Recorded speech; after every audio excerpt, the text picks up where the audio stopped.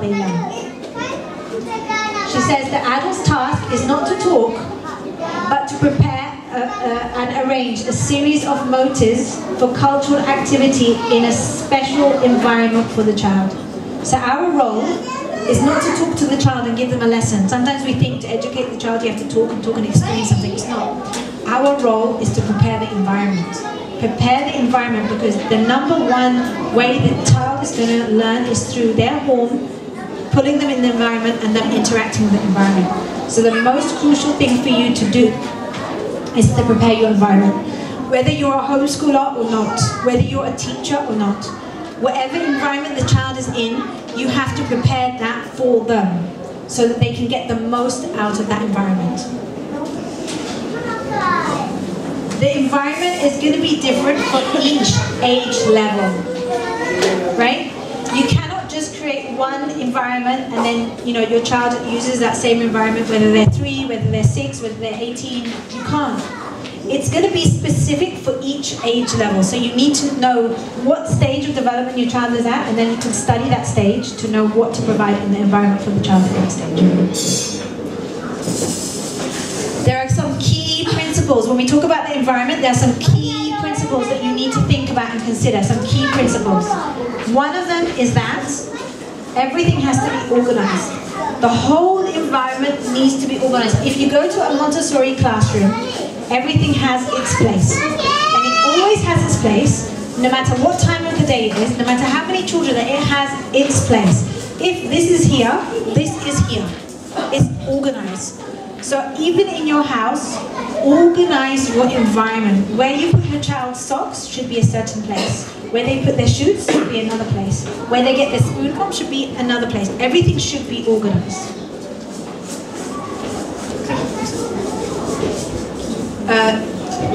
That one word, I don't know why the word is missing, but it should be accessible.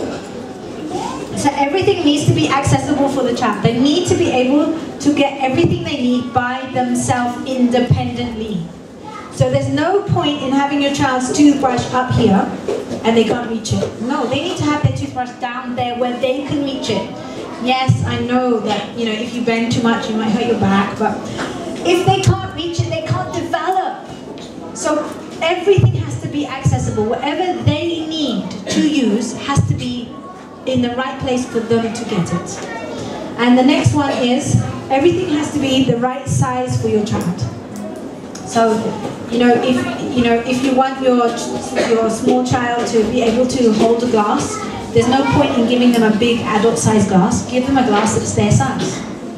I mean, if you want to know what it feels like, get a massive glass that is equivalent. Look at the size of an adult glass on your child's face. Sometimes it's the same size as their face. And go get a glass that's the same size as your face and try and hold that and do it like that. And then the child spills and you're like, see, they can't drink by themselves. Try it, right? Everything has to be the suitable size for your child. And as they get older and they get bigger, then the things have to get bigger. So I've seen pictures where parents have got these really cute little brooms for their children who are like 4 or 5. And then their 8 and 9-year-old is like struggling with this tiny little broom. No, your older child needs a bigger broom, right? Give them whatever is appropriate for their age and their stage. Montessori tells us everything we give the child should be real, right? If you're giving your child a vacuum cleaner, give them a real vacuum cleaner, not the toy one. And we're so lucky because nowadays you can get these tiny little vacuum cleaners, right? Right? If you're giving your child something to chop, don't give them a wooden fake lemon or fake apple or fake cucumber to chop. Just give them a real cucumber. It's cheaper, Really, it's cheaper, right? Give them something real and make sure that real thing is good quality and it works, right? Sometimes, you give your child a knife and the knife doesn't cut and they're really frustrated and they're trying to cut and it doesn't cut. No, give them a knife that's sharp enough it will cut, but it's not sharp enough to cut them, right? And make sure that everything you put around them in their environment is natural. It's real and it's natural. You want to have as much nature as possible because human beings learn directly from the environment. And Allah already created the environment for us, which is our world. And He created it with lots of green and lots of animals and lots of plants. That's the environment that Allah created. Therefore, that must be the best environment to learn in. If it was the best environment to learn in 4 walls, then Allah would have made the whole universe 4 walls. Everything would have looked like a classroom. If that was the best environment, everything would have looked like a classroom, right? So make it as natural as possible. Remember, the one who created the universe is the one who knows exactly how your child is going to learn and develop. So don't follow your own idea, follow His idea. Look at how the universe is around us, create that environment for your child. So, just really quickly, I have some photos of Montessori home environments. This is a really simple wardrobe for your child. You don't have to get a carpenter. You know this is IKEA Calyx, right? And it cost 169 ringgits the last time I checked. If you go when they have a sale, it can be even cheaper. 169 ringgits, right? And then take out the middle shelf. The bar that you see inside there is a 5 ringgit 90 bar from Daiso. You just get the right size, you put it inside there, you buy a couple of drawers, you buy a cupboard, and voila, your child can now access their clothes. You could do it less than 200 ringgit, so you can make a small cupboard for your child, so that they can get their clothes. Don't put all their clothes, just put a few, like 3 or 4 outfits, so that your child can choose between them. You don't want to give them too much choice and overwhelm them, just put a few clothes. So this is one example. So everything, and there's hooks on the side, so they can hang their coat or their bag or whatever. It's really simple, right? You can go home today and do that, right? So, next photo. Okay, this is an example of a bedroom for a very young child who cannot climb on a bed. So if you have like a small child, you don't want them to roll off and fall on the floor or whatever, you want them to get in and out of bed independently, you just put their mattress on the floor. And I think in Malaysia it's very easy. I've seen loads of people sleep on the floor anyway, and it's just natural. In fact, since I came to Malaysia, my son only sleeps on the floor. And he says when he sleeps in the bed it's uncomfortable. I'm like, okay. So just put like a mattress on the floor so that your child can get into bed themselves and can come out from their bed. And don't make the room too colourful. Sometimes we think if we put these posters and these pictures and these things that the child is going to enjoy their room more. Actually, no, it's us who enjoys it, not the child. Try to make it as natural as possible. Use natural colours like cream or white or something like that. And just put a few key photos on the wall and lots of plants. Try to keep the bedroom simple. Actually, I prefer that you keep the toys out the bedroom. That's what I prefer, right? Or if you have to put the toys in the bedroom, then maybe your child will sleep outside the bedroom. Because when there's all these toys and all these posters and all this distraction around, how can the child settle their mind to focus? Just keep the bedroom minimalist and keep it like whatever they need is there, and that's it. And for those of you who have children who are hyperactive, or have children who have lots of energy or sleeping problems, or my son is autistic, so my son could never ever sleep in a room that has books or toys. He can't. Because as soon as there's a word, he has to read it. Again and again and again and again. He can't settle, right? So his room was like the most simplest room ever.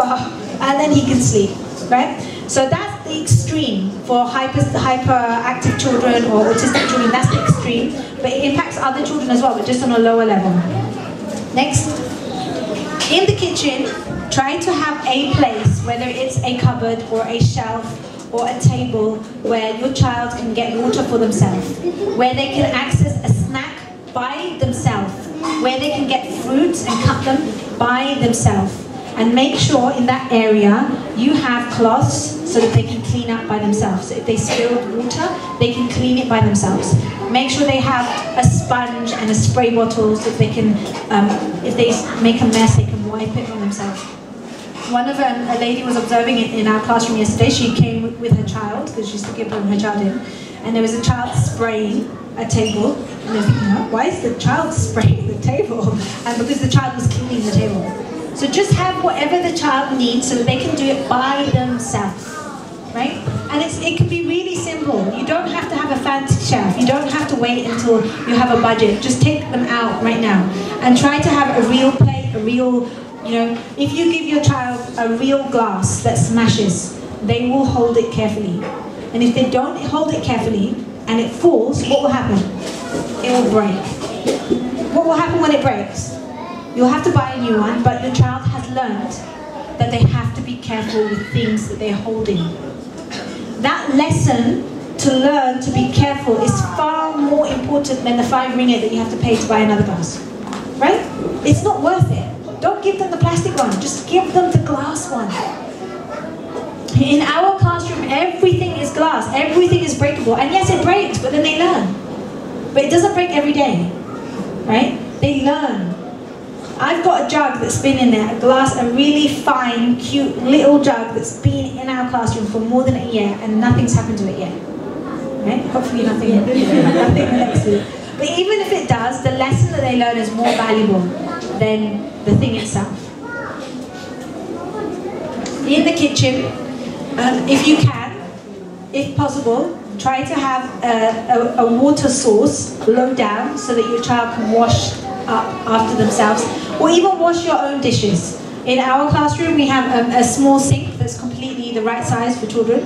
If you can't do that in your house, you can have some steps, some safe steps where you try to climb up and be able to wash the dishes themselves. Or maybe in your garden, you can put a low sink. It's really easy in Malaysia to get lots of little sinks. In England, it's difficult, When I came to Malaysia and I went to the service stations, and like the public bathrooms, I saw big sink, small sink. Oh, big sink, small sink. Hey, we don't have that in England. How come? So you can create that in your home in some way. And if you can't, and you don't feel comfortable with your child using the sink, you can just get like a water dispenser and a bowl and let them use it like that. This is just a picture of the children. They set the table themselves, and then they sit and they have snack themselves, and then they clean up after themselves. And this is a photo of one of the girls preparing snack for other children. So she can just take the knife and the chopping board and the apples herself, and she can just chop it up, and she's making snack for everybody. And this is in the 3 to 6 classroom. But when you go to the elementary classroom, they do a lot more than that. So this week in the elementary classroom, they made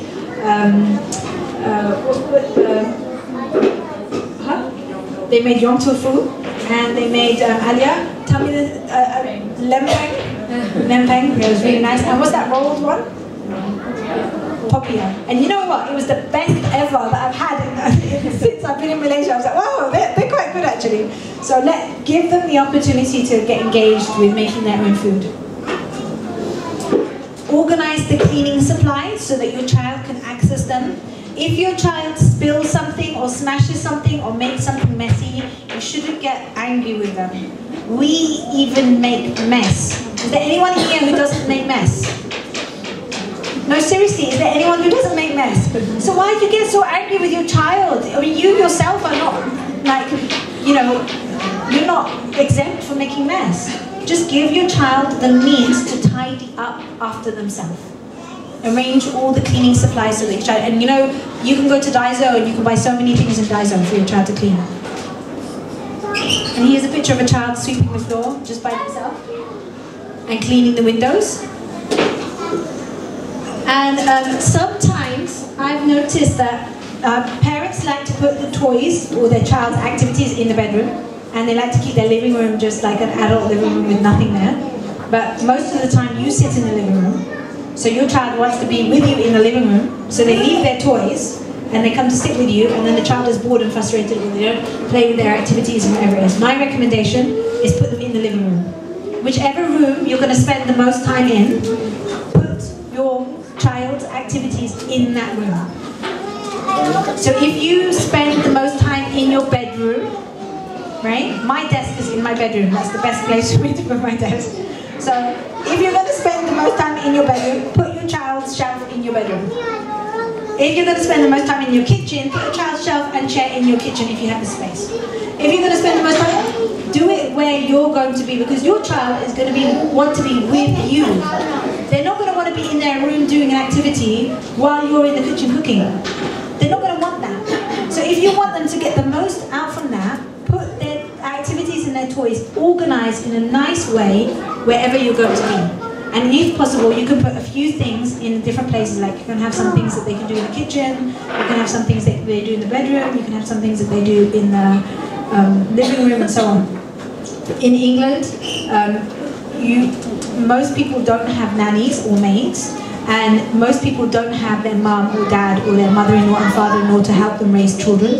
So most of the times, you are with your child by yourself, doing it by yourself, and you have to cook and you have to shower and you have to do this and you have to do that. So you get creative. So while you're showering, your child is just outside the bathroom playing with da-da-da. And while you're doing this, you're cooking, your child is just next to you doing whatever it is, because you don't have that childcare, right? So even if you are lucky that you have all that help, your child wants to be with you, right? They want to be with you. So create the environment so they can do it beside you. Don't put the things in the bedroom or in a special room that you close, because they're not going to be in there unless you're in there, right? And here's like an example. This is for like an 8-month, 9-month-old baby.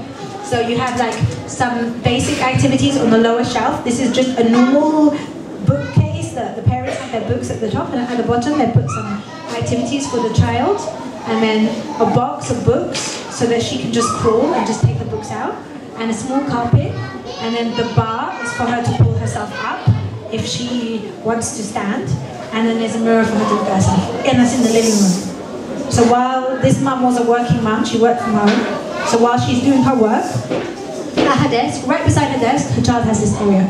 So the child will play and will do stuff while the mum is working, and the child feels happy and fulfilled, and they don't feel like they're being ripped away from their mum, right? And the bathroom is really simple. Put a step so your child can reach the sink. Hang their towel, their toothbrush, their soap at the right level so that they can access it by themselves. Have a small washing basket so they can put their dirty towel or their dirty clothes in the washing basket themselves. It's really simple. Some of these modifications, you can just do them in 5 minutes. And if you do, please send photos to me and Atia, because I think we really want to see what you do when you go back. Make sure, whether it's a house or a classroom or whatever it is, make sure there's always a library. We're at a time where people are losing the ability to read books, because everything is on the internet and you just swipe, right? And most children nowadays, they don't know how to use a book, they don't know how to find information in a book, they don't know how to use an index, they don't even know what a book is. And when you give them a book to sit and read, most children, it's like they can't stay there too long. So instill the love of reading from birth. Always have a library, always have books there for your child. Instill this love of reading so that we do not lose this tradition of reading. Don't lose it. Because if you don't do something about it when they're young, guaranteed when they're older, they're not going to read. Maybe we read when we're older because we didn't have smartphones, right, when we were teenagers, most of us. So, you know, they're going to be in a different generation. So have a library so that you can encourage them. And this is an example, you know these little shelves? They're from IKEA. It's for pictures, and it costs like, I don't know, like, what is it, like 30 ringgits or something? You could just put them on the wall, and then you could just put books like that. It looks really pretty, right? Some of this stuff, you don't need anything fancy. You just need to be creative in a very small budget. You can spend 30 ringgits to buy one of this, or you could spend 30 ringgits on pizza and Pizza Hut, right? And actually, this will make a bigger difference to your child than the pizza that you can eat in Pizza Hut, right? So just, you don't need a lot of money to make that difference. And this is an example of a library for older children. Categorize the books according to subject and have them available so that the child can access them. And then, if possible, even take them to the library outside the proper library. But I haven't yet found a really good library in Malaysia, so if anyone does know one, please tell me, because in England you have loads of amazing libraries, and then in Malaysia I'm like, hey, where do you go when you want to get books? So Montessori tells us that the environment has to be rich in motives. There have to be many things in the environment for the child to engage in. Okay? We're going to move on from that. Atia, we finished time, so what do you want to do? Because there's still a bit more. Just go on. Yeah? Okay. Is everyone okay with that? Anyone can smell the food and want to smell it? Okay?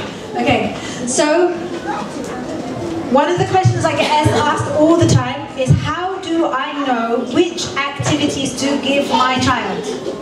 How do I know what to give my child? So in order to choose the right activity, you have to have a certain amount of knowledge, and you have to be able to observe. Two things. If you observe without knowledge, you're not going to see everything. If you have knowledge but you don't observe, you're not going to know what you're looking for, right? So you need to have knowledge of what we've already spoken about, like the sensitive periods, the planes of development, the nebula, the horn. You have to have knowledge about those things, right? You need to know the sensitive periods really well, so you know what to look for in your child. And then you need to have knowledge about the planes of development, because you need to know what stage your child is at and what interests them and what's going on. Are they constructing themselves, or are they in the social period, or what's going on? So you need to have that knowledge. Then you need to observe your child. You need to take some time where you're not rushed. You need to drop everything. Drop the stories that are going on in your head, and oh, I have to wash this thing, and oh my God, you know what? I forgot to pick up that thing for my mum. Just drop everything. Clear your mind. Just relax for a moment. Clear your mind, and be present with your child, and sit in the corner when they're busy doing something by themselves, and just observe your child.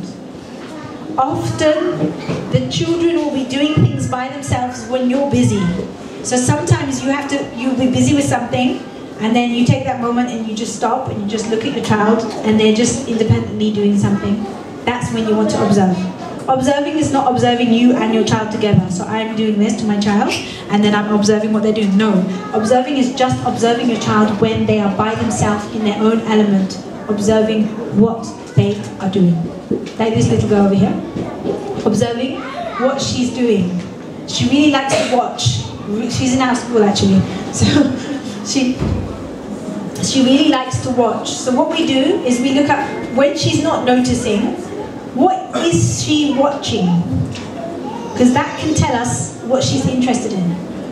And she will often be observing the activities that she wants to do.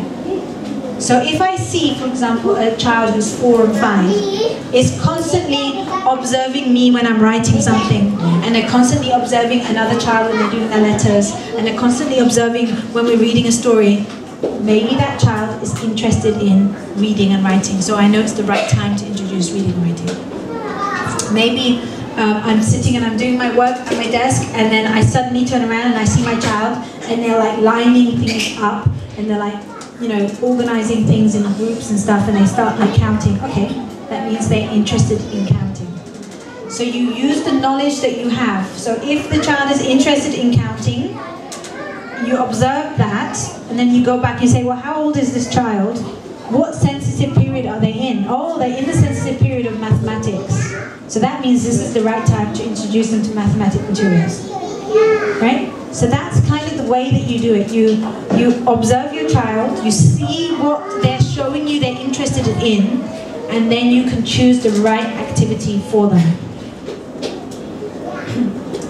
So this is something that we see a lot with little babies. They like to put their fingers in holes, right? So if there's a plug hole, they want to put their finger in it, and then we block the plug hole. And then if there's a little hole in one of their toys, they keep putting their finger inside, right? And they keep like poking their fingers in things, right? And sometimes, we're like, oh, don't put your finger there, or like, and they put their finger in their nose. No, don't put your finger in your nose. Actually, that behavior is telling us something. It's telling us that the child has a desire, an urge, the horn is pushing them to post things, to put something into something, right? So if you see your child do something like this, one thing that you could do is you could create a posting activity, right?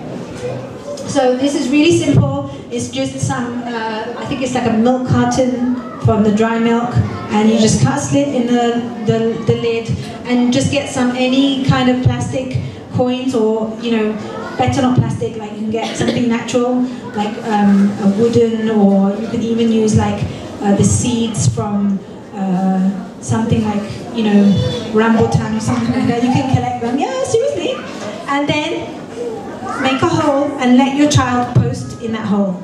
Once you do that, your child won't be poking their fingers in the electric sockets anymore. They'll be like, posting in there. And start with something simple like this, and then once your child is quite confident with that, then you can make it harder by giving them something smaller. So in this case, it's matchsticks. So they have to have very good control to be able to put the matchstick in the hole, because it's quite small. So now you've taken it one step further, and you've extended that desire that they have to post, right? And then when you see that your child has mastered that, you can take it another step further. For example, you can give them beads to thread. So they have to post the thread through the hole in the bead. And you're taking it to another level. And then once they can do big beads, then they can do small beads and so on.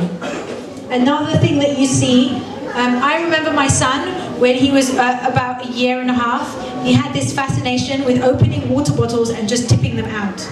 Right? He just opened the bottle and then he just goes there, right? So he had this interest and this desire to screw and unscrew things, and you see that, right, with your young baby, screw and unscrew things. Of course, you don't want them to open all the bottles and pour all the water out and make a mess like that. So what do? You observe your child and then you create an activity. So for example here, there's different bottles that have lids that screw on and off, and the child can screw and unscrew them to their heart's delight. They can just keep doing it again and again, and you don't have to worry about the water bottles, right? Just give them all sorts of bottles and let them do that. And then maybe your child does that for a while, and then they've fulfilled already, so you want to take it another step further. You can give them nuts and bolts so that they can screw and unscrew them on, and then you can give them different size nuts and bolts so they can become more challenging because they have to match the right size. So what we're saying here, I'm not sure why that's come up wrong, but what we're saying here is that you want to observe to find your child's interest, and you want to use the knowledge that you have of how children learn and develop to get the right activity. When you do that and you put those two together, then the result is going to be that your child is concentrating and focused. That's the result. So if you have a child who cannot focus and cannot concentrate, first of all, I do not believe that children cannot focus. I do not believe that children cannot concentrate. I've had people come to me and say to me, my child never ever focuses. I'm like, oh my goodness, my child cannot concentrate. I'm like, no, hold on a minute. They can concentrate and they can focus on what interests them.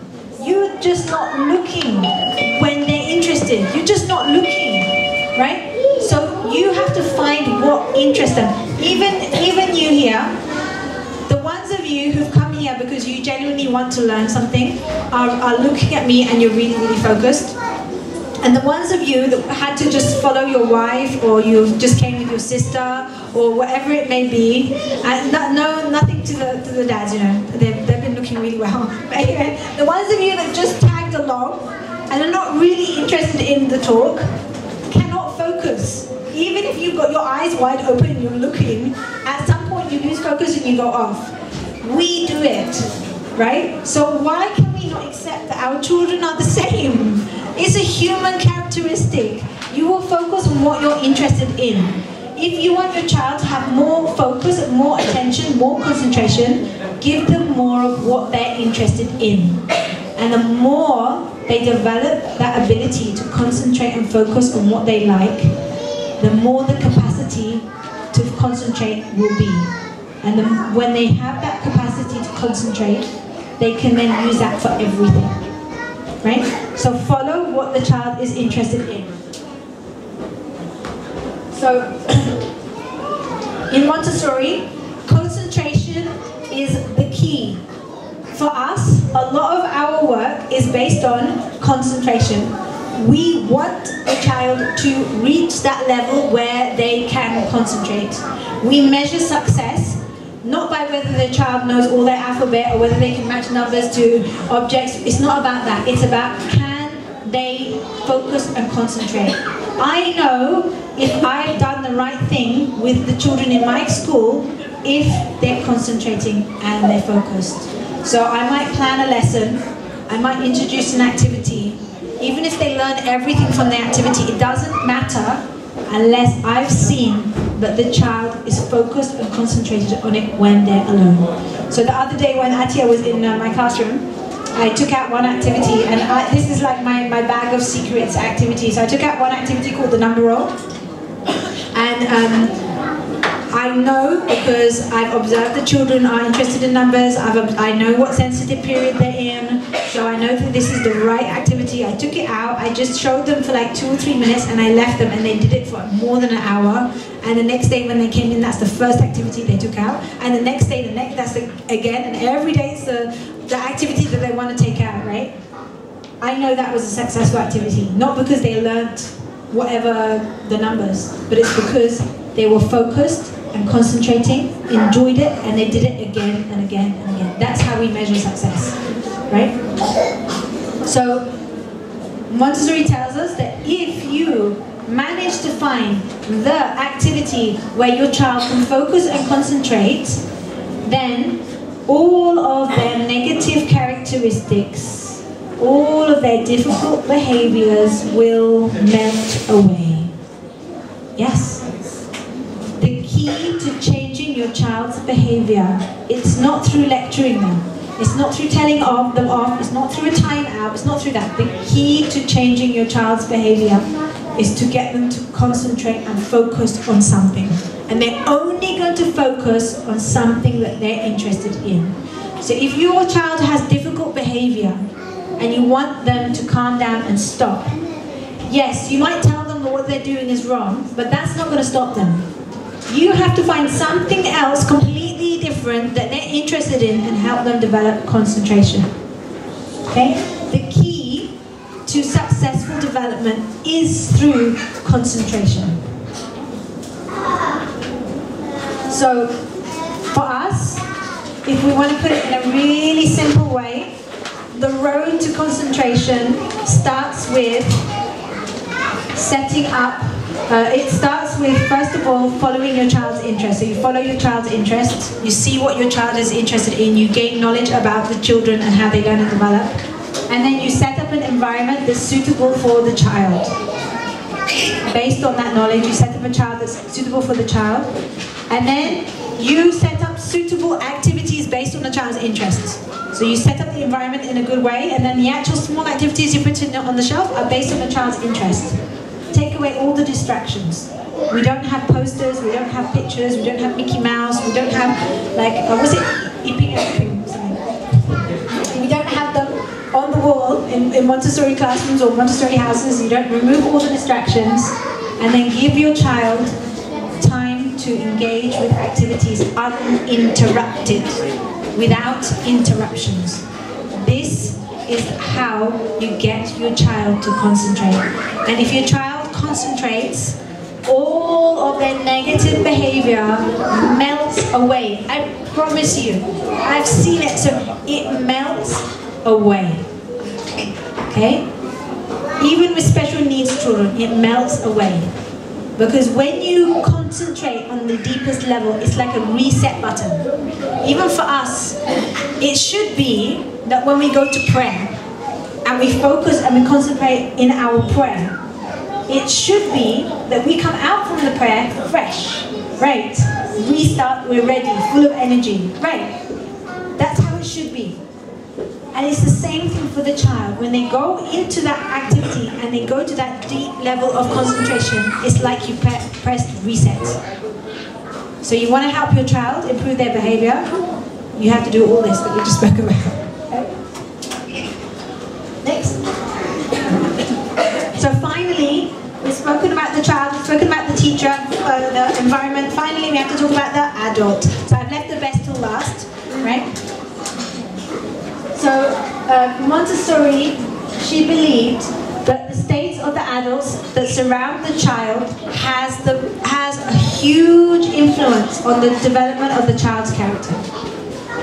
Our states, our spiritual state, our characteristics, our mannerisms, our morals, that has a huge impact on children. That's why I couldn't send my child to another school, because I wanted to know first what that teacher was like, because I know that he's going to take something from that teacher, right? So So you have to always be on a journey of improving yourself. All of us have faults. All of us have shortcomings. There's no one who's perfect. There's no one who is a finished product. There's nobody who is a saint, right? There's nobody here, right? So everybody has to improve. Everybody has something that they need to improve in themselves. Everyone has that part of them that is not good, that we need to change, right? You have to be not perfect. You have to be on the road for development, on the road for improvement. If you're on that journey to improve yourself, your child will get the best. But if you just focus on what's wrong with your child and you don't look at yourself, no matter how hard you try, you're not going to get to that high level of success. In one of the Montessori trainings I did, we were doing a module on classroom development, and there was a massive assignment about behavior management, and it started off with, you have to pick the child who has the most difficult behavior in your classroom. Okay, simple, pick this child. You have to observe the child's behavior for like 2-3 weeks. You have to observe their behavior, you have to record everything. Okay, did it. You have to look up what happens before the behavior happens, what happens after the behavior happens. Okay, you did that. And then, this was a massive project that lasted for months. And then, how were you feeling when the child did that? Because that's the answer on how to change the child's behavior. Not the child, not this, you. How did you feel when the child was throwing that tantrum, or when the child was swearing, or when the child was throwing things and smashing things, or when the child was bullying another child? How did you feel inside you? That's the answer. So that whole assignment, and this was a very, very deep Montessori course that I did, that whole assignment all came to end about you. How are you? Because how you are is going to impact how the children are around you. Whether it's your own children or whether it's other people's children in a classroom. One of the things that happened to me a lot is that I put my hands up. I'm not the perfect mom. I make loads of mistakes with my own child. But somehow with other people's children it's a lot easier for me. Okay, I just put I'm being very honest here, right? So I've seen it time and time again in different schools where children are labeled as difficult, or they're labeled as naughty, or they're labeled as disruptive, or they're labeled as whatever in one classroom, right? With one teacher. But when you take the child out of that classroom and you put them in a classroom of a different teacher who's more positive, who's more like they themselves are working on themselves, the child is like an angel. I've seen it happen so many times. In England, they called me like the behavior police, because as soon as children were with me, they just behaved themselves. Not because I scared them. I didn't scare them. They're not scared of me. I mean, I can't even be scary because I'm not even tall enough to be scary, right? Because in England, I'm counted as small. I know in Malaysia it's like average height, but in England I'm counted as small, so the children see me as the small teacher. So I'm not even like scary, right? But when they're in my classroom, they don't do those behaviors. Why? Why? Why is their behavior different? Because I had to learn how to change myself inside, my reaction inside. I had to learn how to see every behavior they do in the positive, not in the negative. If you are somewhere, let's say you have a family member, and every time that family member sees you, they think, oh look, she did that thing again. Oh, look, I told you. You know, and then every single thing you're doing, they're thinking negatively and they're judging you, and you know that they're judging you, and you know that they're thinking. How do you feel when you're around them? Not great, right? Do you feel inspired to be the best person that you can be? No. Whereas when you have a positive family member who's always positive, and they always, yes, you've made a mistake, but they look at the bright side of something good that you've done, and they remind you of, look, yeah, but this time you got this right, and then and they remind you of the positive. You want to be a better person. You want to make that idea of the positive person they have, you want to make it true. It's the same for children. If you keep looking at your child in the negative light, every action they do, oh my God, see, they smashed it again. You know, my child is so clumsy. clumsy, now you've made them clumsy because you think that. Right? Oh my God, my child is so naughty. Every time I take them out, they do. Then you've made them naughty. Now you've made it that every time you take them out, there's a problem. You have made that problem. Whereas, if you look at the child's behavior in a positive light, they will become that positive person that you think that they are.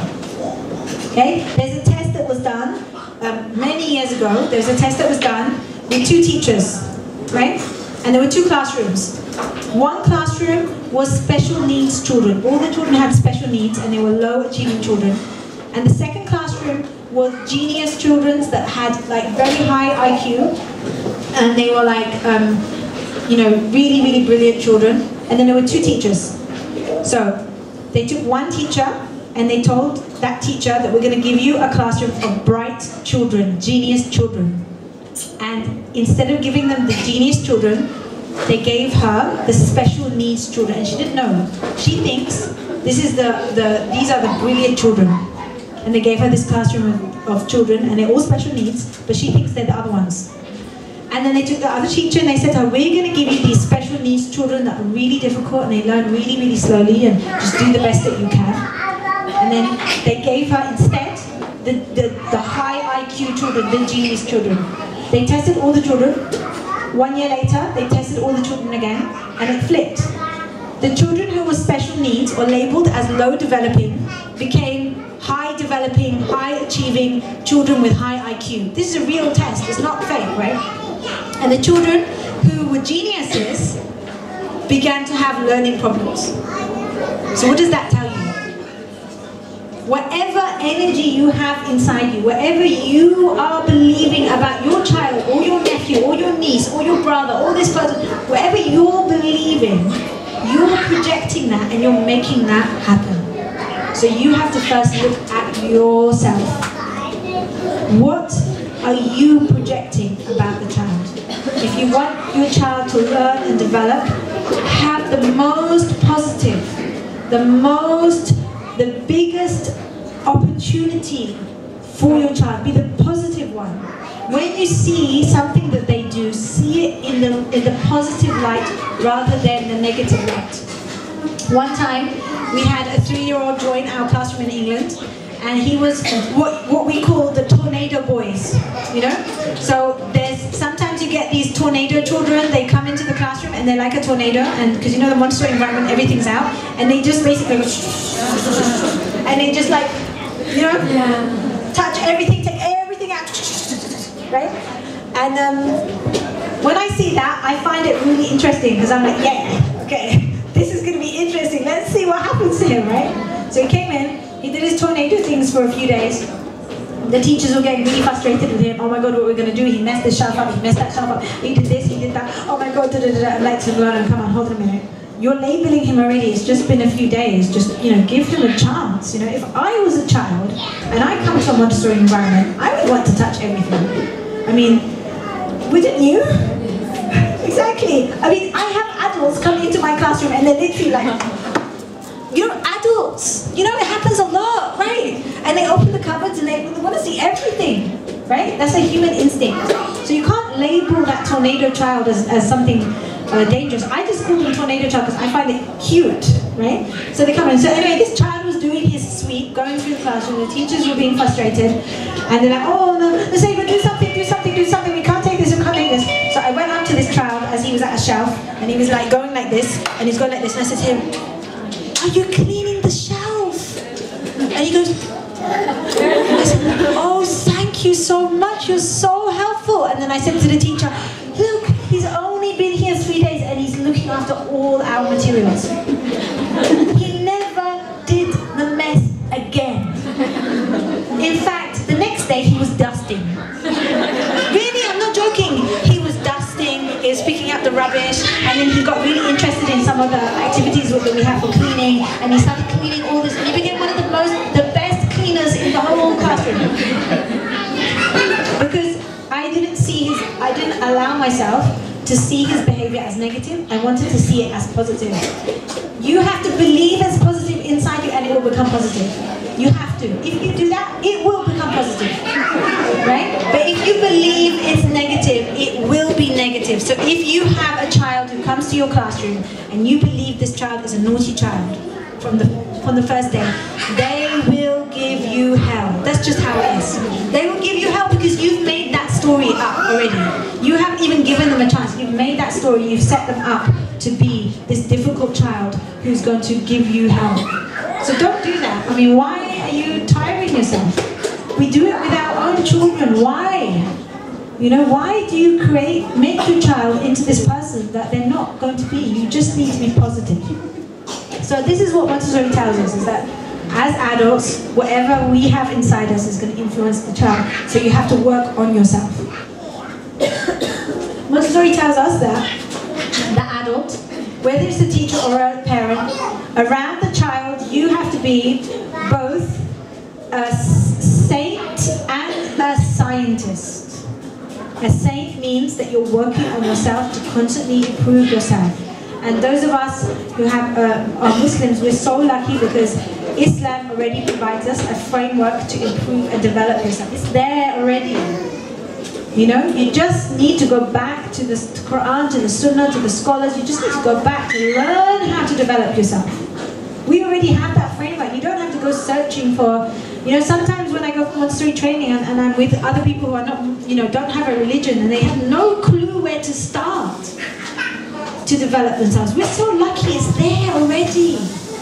You just have to want to look at it, it's there. And it's part of our religion, it's part of our deen is to improve yourself, right? So that's the saint part.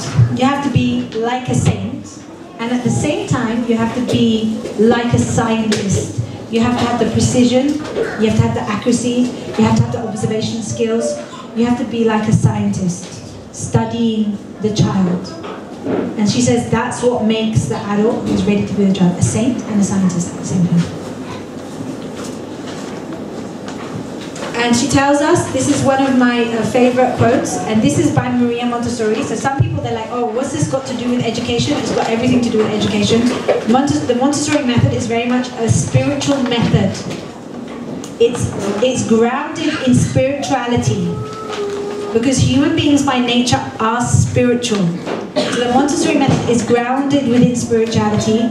Unfortunately, many training centers, many schools, they don't even consider the spiritual development part. It's not even considered. And that's why I'm like, how can you call yourself a Montessori school if you don't even have spiritual development for staff going on? It has to be part of us, what we do. So Montessori tells us we insist on the fact that a teacher must prepare himself interiorly by systematically studying himself so that he can tear out his most deeply rooted defects, those, in fact, which impede his relationship with the children. And she tells us in another place that you're not ready to be with children until you have worked on yourself and developed yourself spiritually. Otherwise, you're not ready to be with children. So I really like giving some of these talks to newly married couples, or young girls before they marry, and fathers, so that they can learn to develop themselves first before you have your children. And those of us who already have children, it's okay. This is taqdeer, right? It's not, you're not wrong. Take the time now to develop yourself. And there's many in Malaysia. You're so lucky. There's so many options available. You could just listen to Atia's IG stories and you feel like you're improving yourself, right? You feel like you're improving. And then I go on IG and Atia's like, it's all Malay. I can't understand anything. Okay, I'll just watch her anyway. She's smiling, I feel better. Okay, so there's so many options. And you have access to so many scholars and so many ustazas and so many things. It's so easy to develop yourself spiritually in a country like Malaysia, and that's one of the reasons why I like Malaysia, because there's so many options for that. And Montessori tells us that we can speak to the teacher within our children only when we are on speaking terms with the teacher within ourselves. So find your inner teacher. You want to homeschool your child? You want to be a good parent? You want to educate them well? You want to help them grow into the best person they can be? You need to find your inner teacher again. You need to go deep inside you again.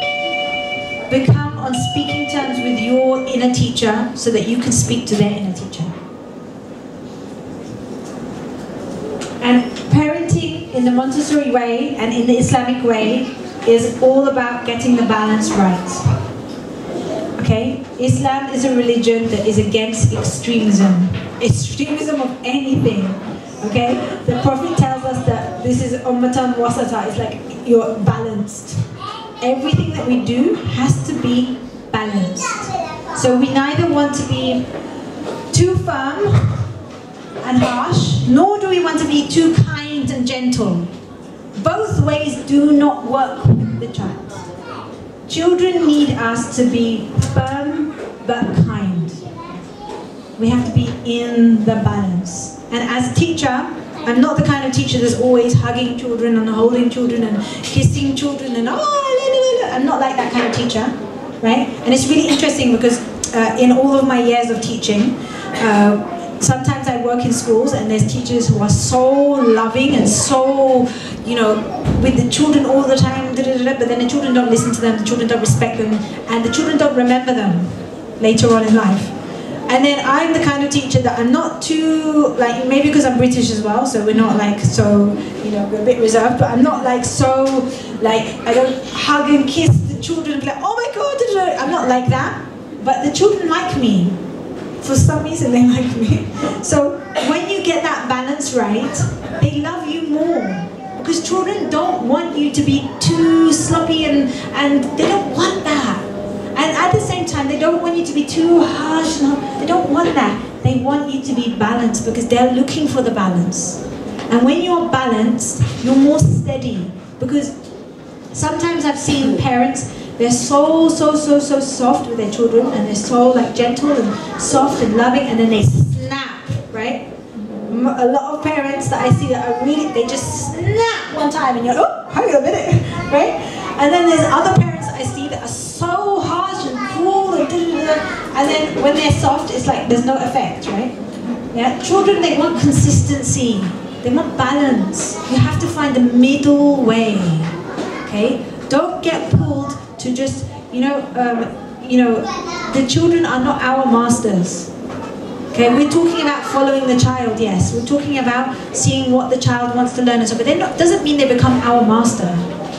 No, that's not what we asked to do. That's a sign of the day of judgment, is that the children will become the masters and we'll become the servants. That's not what the point is.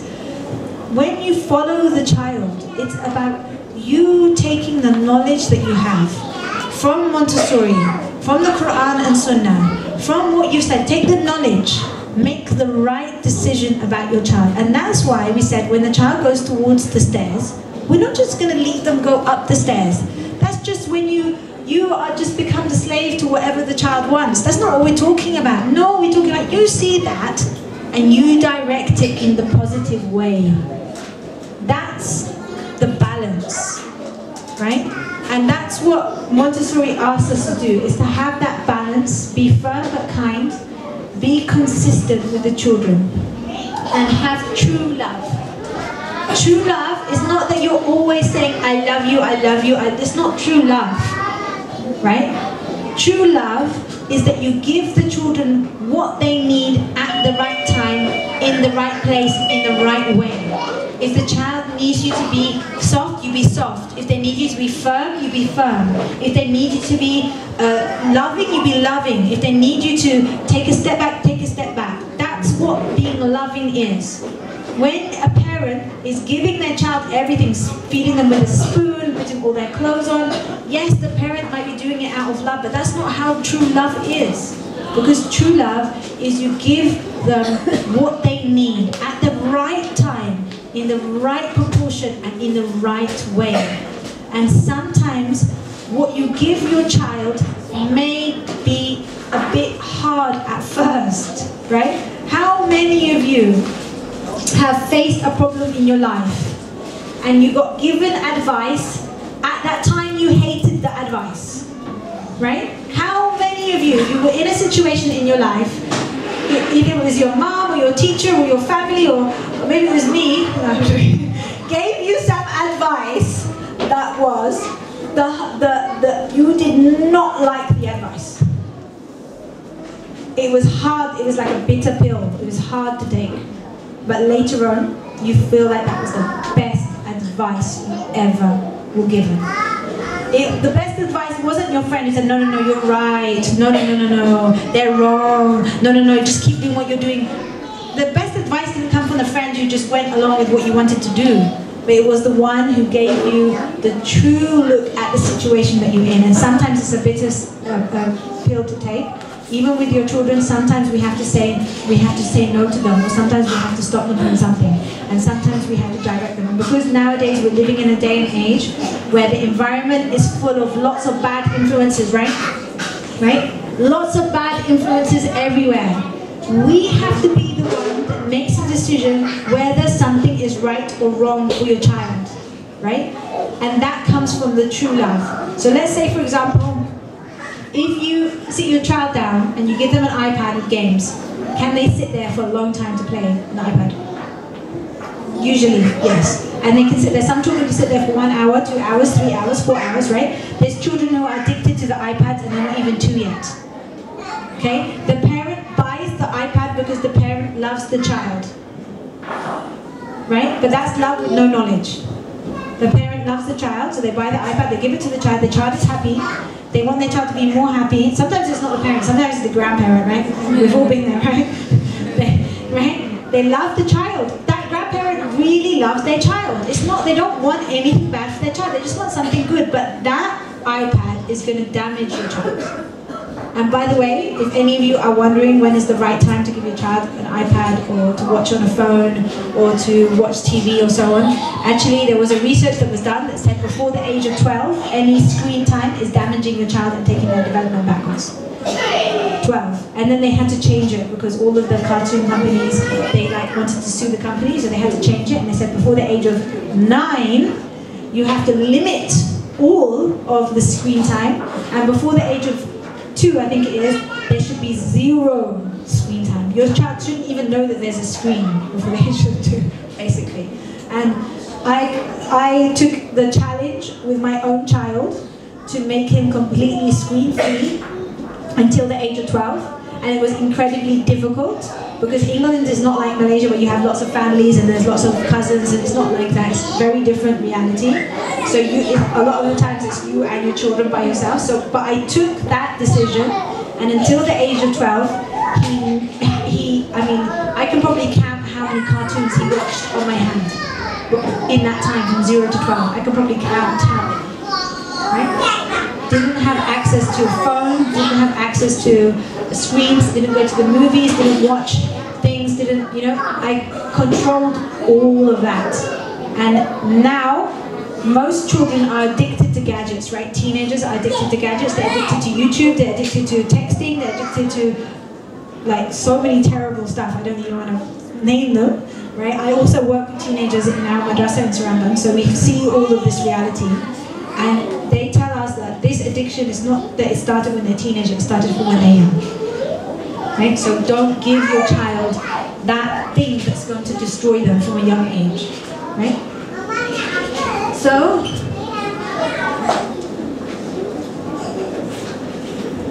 what we've said throughout this whole talk can be summarized in this diagram, which is that you have to observe your child. You have to create the prepared environment so that you know what lessons and activities to give your child so that they can concentrate, so that they can change and that they can develop to their true potential. So this is a diagram that's in one of the Montessori books. So the biggest task that you have is to observe your child. Then prepare the environment. Giving lessons is the smallest part. So it's another way around, right? Mainstream education is all about giving lessons. The environment is very small, and then you don't even observe the child. So, sorry that I went over, but I hope it's okay. There was a lot to try and squeeze in, and I think that Atia, you want to?